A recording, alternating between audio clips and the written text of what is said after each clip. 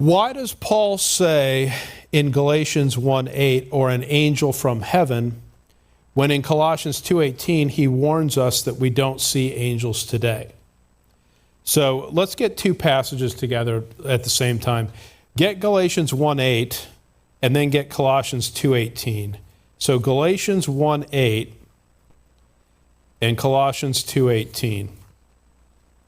I'm going to give you a second to get both of them because it'll be easier to look at the same time. So Galatians chapter 1 verse 8. But though we or an angel from heaven preach any other gospel unto you than that which we have preached unto you, let him be accursed. So in Galatians 1:8, Paul warns about an angel from heaven preaching any other gospel.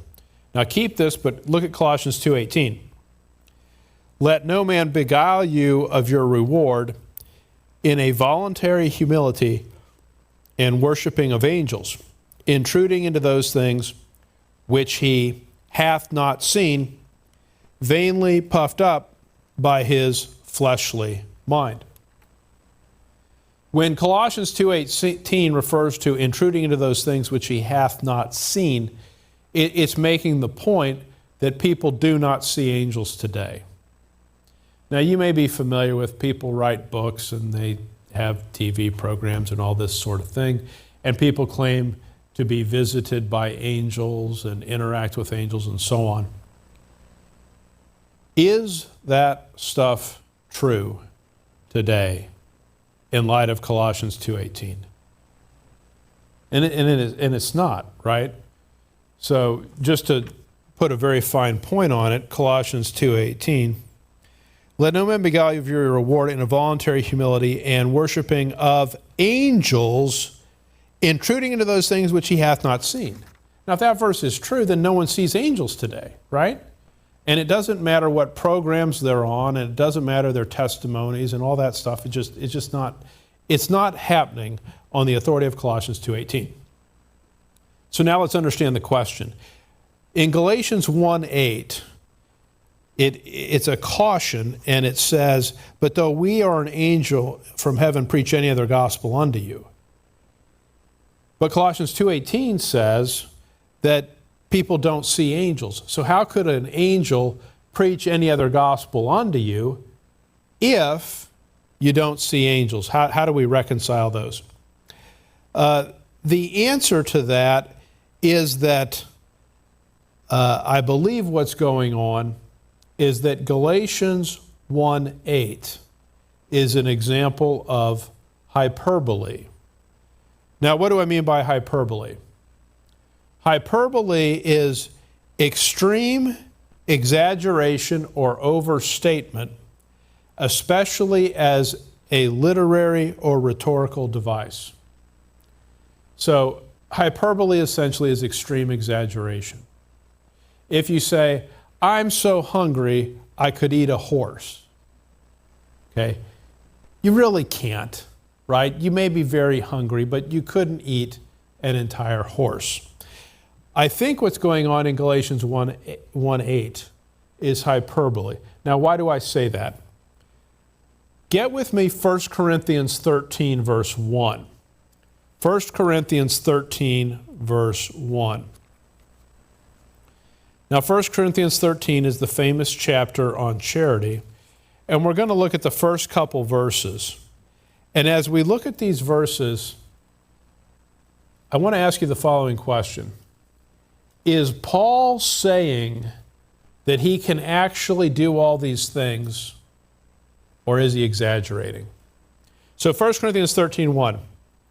Though I speak with the tongues of men and of angels, and have not charity, I am become as sounding brass or a tinkling cymbal. Now, when Paul there talks about speaking with the tongues of men and of angels, is he really saying that he can speak with the tongues of angels? Well, as you're thinking about that, look at verse 2. And though I have the gift of prophecy and understand all mysteries and all knowledge. Did Paul understand all mysteries and all knowledge? Well, he didn't. Keep reading. And though I have all faith, did Paul have all faith? So that I could remove mountains. Did Paul ever do that? No, he didn't. And have not charity, I am nothing. Verse 3. And though I bestow all my goods to feed the poor. Did Paul do that? Did Paul bestow all his goods to feed the poor? He didn't, right? And though I give my body to be burned and have not charity, it profiteth me nothing. Now my point is, as you read through 1 Corinthians 13, Paul's not saying, I have done all these things, or I could do all these things. What he's doing is he's using hyperbole, he's using exaggeration to say, even if you could do this incredible achievement and didn't have charity, it would be nothing. That's what he's saying. He's intentionally using hyperbole, exaggeration there. He's not saying he's doing all those things. Okay? So now go back to verse 1. 1 Corinthians 13, verse 1. Though I speak with the tongues of men and of angels. Is Paul saying in 1 Corinthians 13:1 that he spoke with the tongues of angels? If he is, can you show me any other verse where he did that? He can't. It's hyperbole there. It's exaggeration. He's not saying that he could do that. Now, why that matters is the exaggeration in verse 1, though I speak with the tongues of men and of angels. He's saying, even if I could do that, which he can't, even if I could do that and have not charity, I am become as a sounding brass or a tinkling cymbal.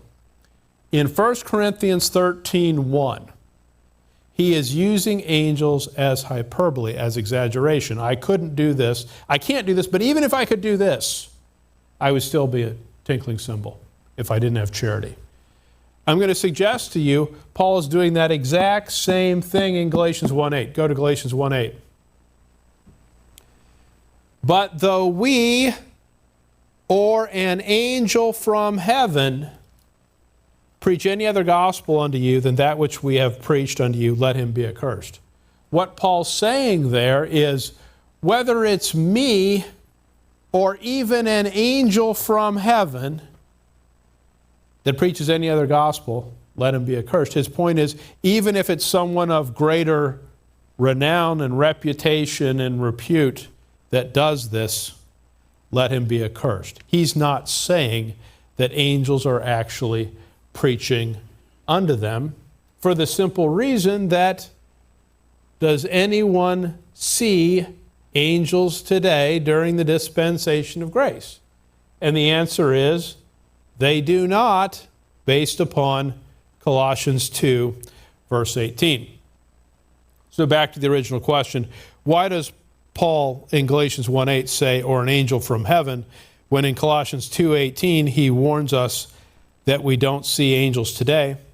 Well, what he's doing there is he's using hyperbole to make the point that whether it's me or an angel from heaven or anyone else, doesn't matter how exalted they are, if they preach any gospel that is different from my gospel unto you, let him be accursed.